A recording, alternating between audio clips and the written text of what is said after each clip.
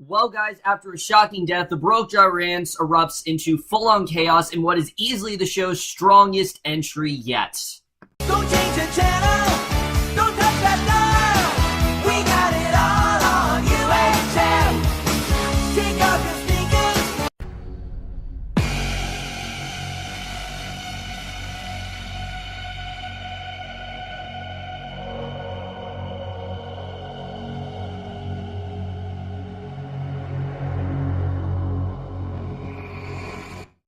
Hey guys, it's Cameron for Fear the Walking Dead, Season 3, Episode 13, This Land is Your Land, and holy shit, one episode. I mean, like I said, you guys, this season has really been impressing me. They've really found all the things that make this show great.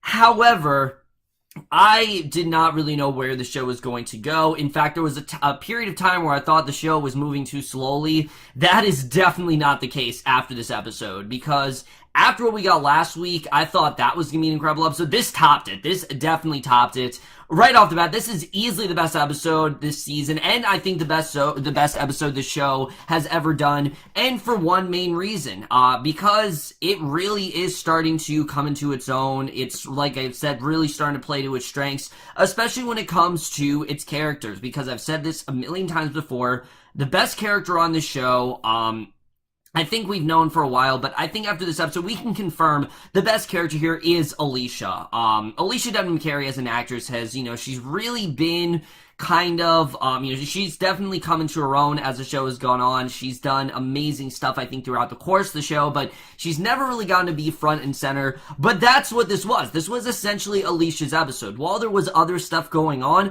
Alycia really was the hero of this episode, and that's one of the reasons why I love this episode as much as I did. But let's just get into this one, because I definitely do want to talk about it, and immediately, we pick off right where last week's episode left off. We see Alycia staying among the terrified survivors in the ranch's pantry, and, they are just, they have no idea what's going to happen here. They're just terrified, and she tries to think of a plan, and you can tell that she really is struggling with what to do here. I mean, there are a horde of walkers out there, and anything could happen at any given moment, and if she makes the wrong move, this could really, this could really descend into full-on warlike tendencies, and she really doesn't want to do that. So, finally acting, she focuses on her breath and grabs some supplies, handing them out to the people inside, and people call out for air conditioning. One man's looking for his wife. She's trying to comfort people, but it's not going to be very effective. And while going through boxes, she sees a man examining a bite on his side. So, you know very well that he is definitely infected, and Ophelia calls for Alycia, revealing a problem that there actually is no air coming through the vents, and this is like the least of their worries, but it still is a problem. The man tells the group the pantry is sealed, and there will be no air coming through if not through this vent. So this is just one of the many problems they do have throughout the episode. So, meanwhile, Nick prepares to help the people trapped in the pantry, while Troy is just whining and complaining the whole time about, everything that's going down, because we know that Troy, he was set on destroying the ranch. He wanted to, completely just blow it up, and that was his essential plan, but unfortunately, of course, it was derailed. So, back in the pantry, Alycia writes down a plan while others debate how long they'll last, and she says that they have maybe 2 hours before the carbon dioxide actually does kill them, because remember, this isn't just the walkers that are the worry, it's also the fact that there is no air, there is no water, all those resources that they need, they don't have. So this could really hurt them, and Ophelia decides it's time to move, claim that there are really no other options, and Alycia offers a solution which will buy some time, and she says that if there are fewer people, then there's going to be less carbon dioxide, and they want to put down those who are bitten, but debate how they can do it. Mad Dog, he's just looking to attack right off the bat, but Alycia insists that people will riot or kill them if they try to put them down, so she moves to the center of the room and actually calls for everyone's attention, and I like that she tried to look for sort of like a diplomatic approach to this. She definitely is learning from Jake in that way, because, a couple scenes ago, Alycia was just a badass. She killed anyone, and, that's kind of how she did it. But ever since she met Nick, he's kind of showed her this more sort of utilized approach, and, something where it's not going to be as savaged, and She gives a speech revealing the vent is broken, they're running out of air. Her solution is for the bin to simply just come forward. But of course, no one does, because no one's actually going to admit that they're bitten. So Mad Dog pulls out his gun to do it the hard way, but a man then stops him, reveals that he has been bitten. This prompts the others to join him, and one man leaves his mother, a young woman then follows. Then more people stand to sacrifice themselves, and this really, you can tell, is building throughout the episode. You know she's just going to get worse and worse as it goes on. I thought this was just a very, very well done start here. So Nick wants to come with a plan to rescue everyone, and Troy wants to drive right through the dead, but Nick insists that there are just too many. It's not at all a good idea to do that, and they will work around them. There's just too many of them, and, you know, if they do that, they will, in fact, probably get bitten. So in the pantry, Alycia's group prepares to execute the bitten. They're prepared to offer a painkiller, which will actually knock everyone out, and they're curious about how they're actually going to be killed. And seeing as there's not enough painkillers, they begin to question whether or not this is what they want to do, but one woman insists that this is actually the easiest way to go. It's just take this painkiller, and then that's really it. So a member of the nation then stands up first, and Alycia escorts him to another room, basically to see if it's actually going to work. He lays down, Alycia injects him with the morphine, he falls asleep. The other man then put him on his side so Alycia can use her knife to just stab him in the head, and for the most part, it did work. She emerged from the room, knife in hand, breathing heavily, but she has a panic attack. She can't do it, and one woman comes to join her and hands her the knife she dropped, and this woman in this episode, Christine, plays a very major role throughout this episode, and their bonding was one of my favorite parts here. Again, while we did have a lot of chaos going on here, there also was some great character building, and that's something The Walking Dead I don't think has ever really established that well. It's always been either a lot of character development or a lot of action. They don't know how to really combine the two hand in hand. This show seems like it has a more focused way of doing that. And again, it's because there's not as many players in this show. Yes, there's a lot of people in the Brokejaw Ranch, but there's only about 4 or 5 main characters that we're really supposed to be focusing on here. So again, it really just enhances the tension. It gives us a lot more room for character development, and that's one of the reasons why I think this show right now is really starting to triumph over, its sister series. So basically, Christine hands her the knife. She says she knows it's hell, but those people have done their part. She needs to do hers. They need her, and they need her because she's strong and to not break on them now. And again, I really love their bonding. You can tell Christine, she really is trying to distill this faith into Alycia, because Alycia, is clearly losing it.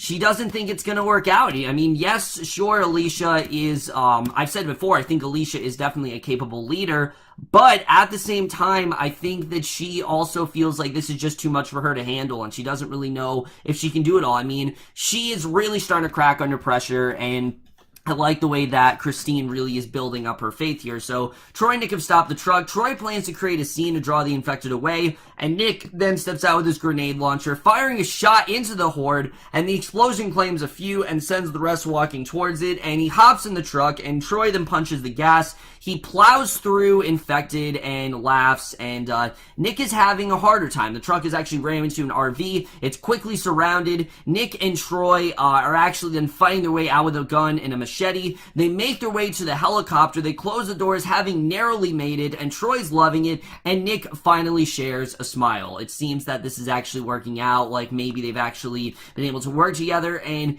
it's taken a while for, I think, Troy and Nick, Nick was ready to kill Troy at this point, but I think he's realizing that, no, they actually do need someone like Troy who doesn't really, care about people dying, because he's someone who isn't going to crack under pressure. He's someone who isn't just going to, get all emotional, because Troy, yes, he has emotions. We definitely did see that. But when it comes to dying, he has a much different, more cynical perspective. And I think that's kind of the person that they need right now. And I think Nick is kind of realizing that, Troy actually does have a point here. By doing this, we might actually have a chance of survival. And I actually did like seeing that throughout the episode. So back in the pantry, Alycia sits with the bin men near what has become a pile of bodies, and he's ready to go, asks her to help him. She injects him with the morphine. He begins to break down and apologizes, and She tells him it's going to be okay and then completes the injection. So in the rest of the pantry, everyone watches her. She emerges from the room. And again, this happens a lot in the episode because she's trying to get to these people as quickly as she can. So in the ventilation shaft, Ophelia and Mad Dog are actually there. And Ophelia and Mad Dog's character, I haven't exactly loved Ophelia as a character, but I really am starting to enjoy her, I have to say. I think they're really starting to utilize this character well, but they're continuing their journey. They come upon a drop. They maneuver themselves to turn around or to drop down feet first. Mad Dog then finds himself trapped and gets frustrated. He begins kicking the shaft and trying to move around, but it's not working, and she insists that he will hyperventilate if he doesn't calm down. He needs to just, because again, the carbon dioxide, if they're not careful, this could really kill them. So Alycia's in sync with a woman in the pantry. This woman's husband was actually in the first tower to fall on September 11, 2001, and this whole scene, I thought, was so well handled. Again, there's a lot of chaos going on throughout this episode, but it was really these more quiet moments that really did stick out to me. Alycia Debnam-Carey especially, this might be my favorite scene from her. I really love what she did here. Basically, Christine tried to call him, hoping to have a chance at hearing him again, and she said that even when she's hopeless, hope is all she has, and she talks about how she met her second husband in a support group for the families. Jerry was a paramedic, first responder. He used to make her laugh. They have to make her laugh for, good sex and all, but if they're not funny, forget it. And Alycia asked what brought her to the ranch. Her second husband actually believed the tower falling was the beginning of the end of the world, and the ranch was actually the perfect fit for her, because this is basically their safe haven to get away from it all. And Alycia tells her that she was right, but this woman insists that they weren't. Instead, that they were actually hiding from the world in its final days. And she tells her that she'll never make a decision based on fear, and I would very much agree with that. I think that kind of sums up this show. I mean, we can tell Alycia obviously is terrified, so her decision making is not going to be that rational, and it's not going to be, she's not going to think as hard as she could because she's just too scared. And I like the way Christine's telling her that, you're not going to be able to do this when you're cracking under pressure. I just thought, again, a very strong scene. I really did love their bonding here, and their stuff here was just really spectacular, I would say. I really did love what we got with them. In this episode for sure. I thought her scenes, like I said, were definitely the strongest for me.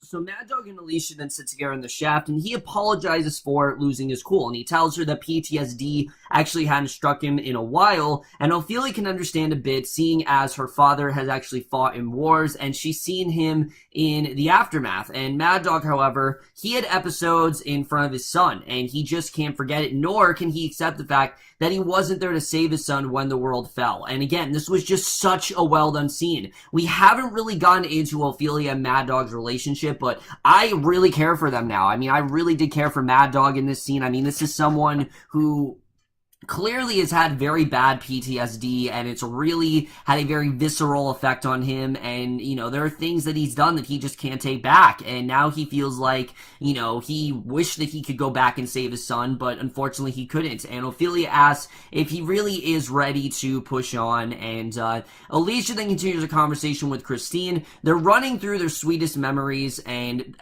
they did this basically, the reason I think they did this is because it was kind of like their coping mechanism. Again, Alycia is so worried in this scene. She doesn't know what exactly is going to happen or how this is really all going to play out.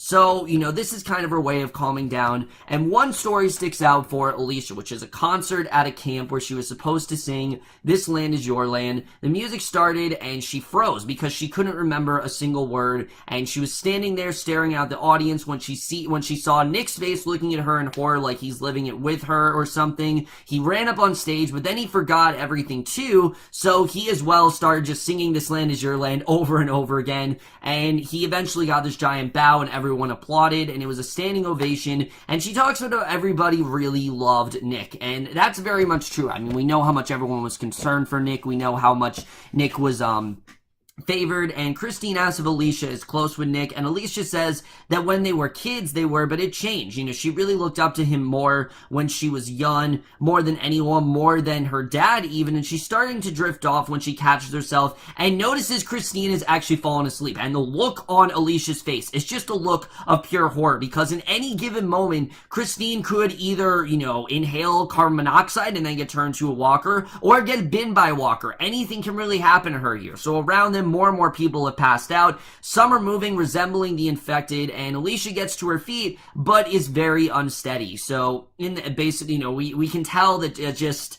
again, she really is starting to, lose her balance here, and it just does not seem to be going very well. But in the helicopter, Nick and Troy are completely surrounded. Nick starts trying to activate the routers, and Troy helps him, and the real rotor slices up a few walkers before turning off, and Troy insists that this is actually where they will die, that they're not going to make it, that they're just going to die here, and they're just going to have to face that. So, in the pantry, Alycia is faintly humming "This Land Is Your Land," and as she observes the people unconscious around her, she sees a woman huddled over one man, approaches only to find it actually is a walker, so she gets her knife, fights the woman off of her. They eventually fall to the ground, and Alycia is able to actually jam the knife into her face, and after the walker is dead, Alycia lays it down with it on top of her as others begin to rise again, and, she's just taking them out one by one at this point. And in the ventilation shaft, we see Ophelia and Mad Dog continue on their way. They find a walker stuck in the fan, hanging upside down, but they're running out of breath. They approach the walker, it falls on them. Ophelia panics for a moment, but actually gets her gun and shoots it, and the noise then aggravates her sense in the tight space, but it fades for her to begin climbing out. And in the pantry, Alycia then awakens only to see that she will have to fight her way out. She finds Christine and tries to drag her out, and she drops Christine and heads to Armory, making sure that Christine isn't bitten, but now armed, she takes with as many walkers as she can, and this scene was so well done. Again, unlike The Walking Dead, you feel that sense of urgency here. You can tell how dire of a situation this is. Alycia really wants to keep things, in order. She wanted to take this diplomatic approach, but unfortunately, the chaos had already been broken out, and there really wasn't much else she can do here. And you really do see how desperate she is to maintain her cool and to really just keep her composure, but there's only really so far she can go with that. And again, I thought that was just extremely well portrayed. Alycia Debnam-Carey just absolutely killed it in this scene.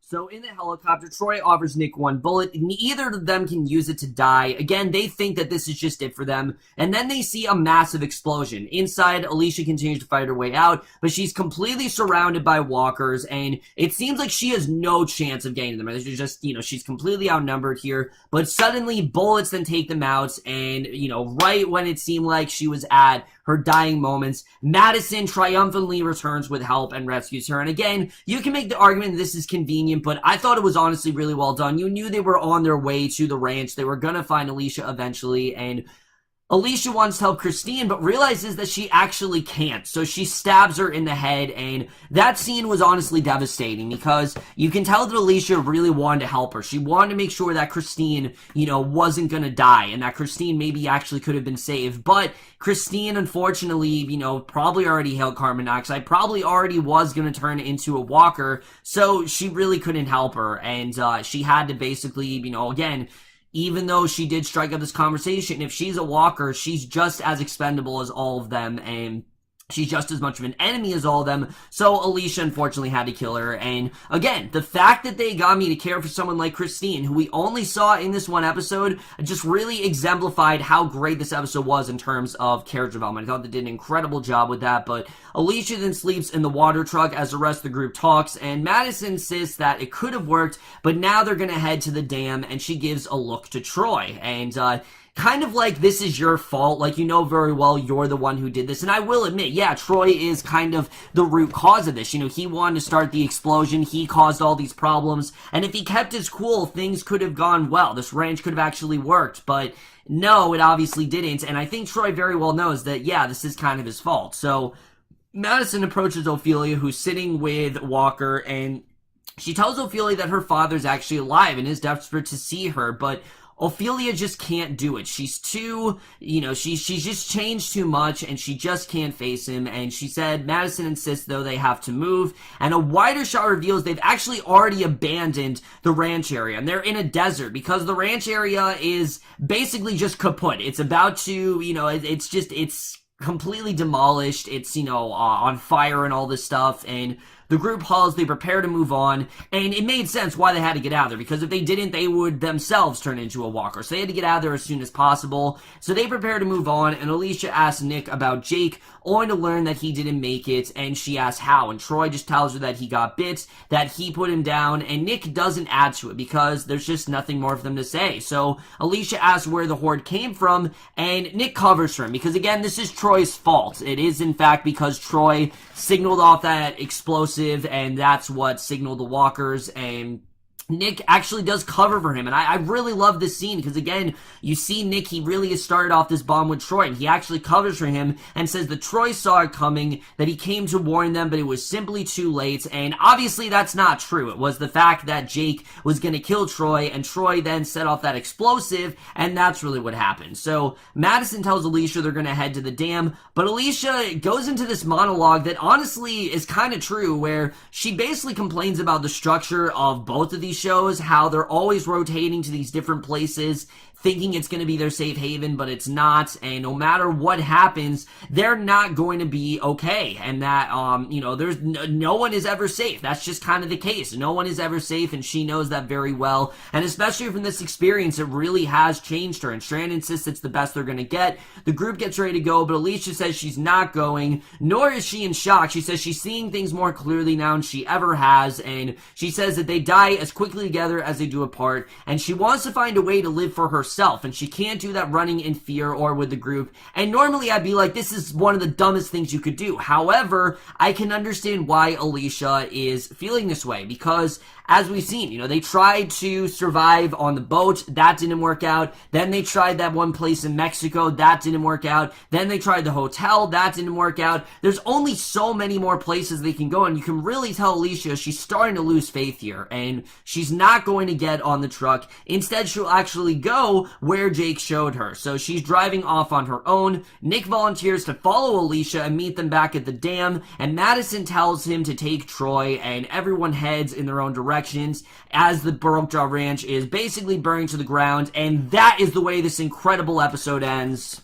So, wow, guys. I mean, like I said, this show has really been impressing me lately, but this just took things to a whole new level, because not only did I see how great the show handles, urgent storylines like this, and actually showed the weight of this story and how this was dire. I mean, these consequences were in fact dire, and it didn't just feel like, oh, we just did this because we need action, so that way it wasn't boring. The Walking Dead tends to do that a lot, where anytime that things get boring and you want to heighten the tension, just bring a couple walkers and that's fine. But in The Walking Dead, it feels more like a plot device. Like, again, they're just kind of doing it to keep the audience engaged. Here, this felt like it was, actually integral to the story. And that this, again, there was actually a reason why the walkers were there, because of Troy. And that's what basically caused the downfall of the Brokejaw Ranch, and I thought that was just incredibly well done. Could they have maybe kept the Brokejaw Ranch around for another couple episodes? Sure, but I think it makes sense for them to actually abandon that place entirely and see them actually go out on their own. And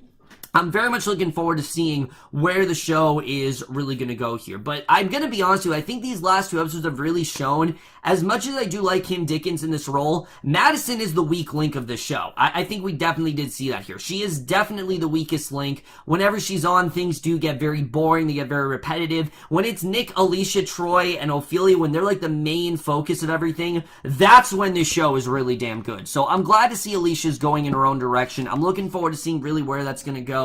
And again, normally I'd be upset with the character, but I do think Alycia actually has a really good point here, that all of this running, all of them just, going to different places, it's not doing them any good. They're not any safer than they were before. And I think Alycia very much does know that at this point. So I think it makes sense for her to actually want to go rogue and to go to the place that her and Jake were, because the whole plan with them is that they were going to try to go to somewhere to get away from it all. And it seems like that's kind of what Alycia wants to do.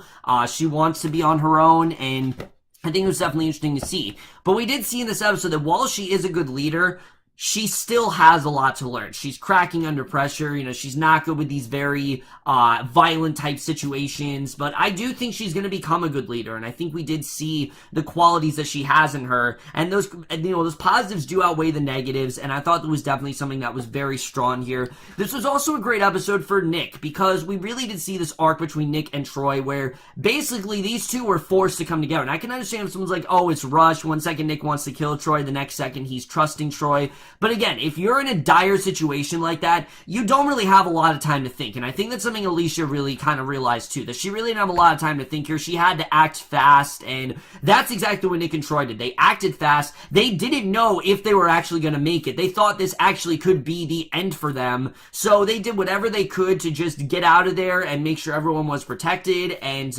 I really like seeing this bond that these two do have, to the point where it seems like Nick is actually kind of covering for Troy, and maybe he actually does want to help out Troy. And is Troy going to turn himself around? I don't know. I mean, Jake did say to Troy that you're never going to change, but at the same time, Troy hasn't really had time to deal with his brother's death, and to really deal with the fact that he is the reason that his brother was killed. And I'm definitely interested in seeing how that's going to go for Troy. Is this really going to change him? Is he going to be different? Or is he just going to be the same cynical, nihilistic Troy that we've seen over these last, few episodes? Is that actually what's going to happen? I'm definitely interested in seeing how that's all going to go. And as far as Ophelia, I get why she doesn't want to see Daniel. You know, the last time her and Daniel talked, it wasn't on good terms. She doesn't even know if Daniel's well at this point. She knows that he's alive, but I think she just made such a life for herself that she doesn't feel like she should go back to Daniel. And I think we know very well, Daniel doesn't want to find Ophelia, and Ophelia doesn't want to go back to Daniel. Again, the Daniel part doesn't really make a ton of sense, but I am glad to see Ophelia's go on her own. And her and Mad Dog's story, I thought was honestly really compelling. When we found out more about Mad Dog and kind of like what he's gone through, I thought all that stuff was definitely very well done. I thought they did a really good job with that. And like I said, what's great about the show is that they're realizing the real threat here. Yes, The Walking Dead, they've had so many threats like the Governor and Negan. We all thought Troy was going to be the villain, which he essentially is, but they kept the focus on the walkers. And when it really does come down to it, all of these humans are expendable, and the walkers really do reign supreme over everyone else. And we definitely did see that here, that, eventually you can try all you can to try to kill all these walkers, but there's only so much you can do. And even someone like Troy, who is so powerful and has such a good way of making things go his way, he even is expendable, and he even is in danger. And I thought they just did such a great job with representing that urgency, but also having this really great character, especially the moments between Alycia and Christine. I really love those scenes we had throughout this episode. Honestly, guys, there's not much to complain about here. This is easily the best episode of Fear the Walking Dead I think we've ever had. I think it's going to be very hard for them to top this episode, but it really does show how much the show is kind of firing on all cylinders at this point. I pretty much loved everything about this episode. And I'm absolutely going to give Fear the Walking Dead Season 3, Episode 13, This Land Is Your Land, in A. It is honestly really amazing to see how far the show has really come. Not that I didn't think it was good. I was actually one of the few people that have liked the show from the start, but seeing where it's gone and where it is now, I mean, just seeing how the focus has shifted and just what the show has really become, to the point where I think at this point it's better than The Walking Dead, is just really incredible. But overall, guys, that's my review of this episode. Let me know what you guys thought overall, left your thoughts, and I don't know where the rest of the season is going to go. We only have, I think, 3 episodes left, but I'm definitely excited to see where they do take the rest of the season. But that's my review. Hope you guys enjoyed. We'll see you guys in my next video, and we'll see you guys for that. Okay, bye.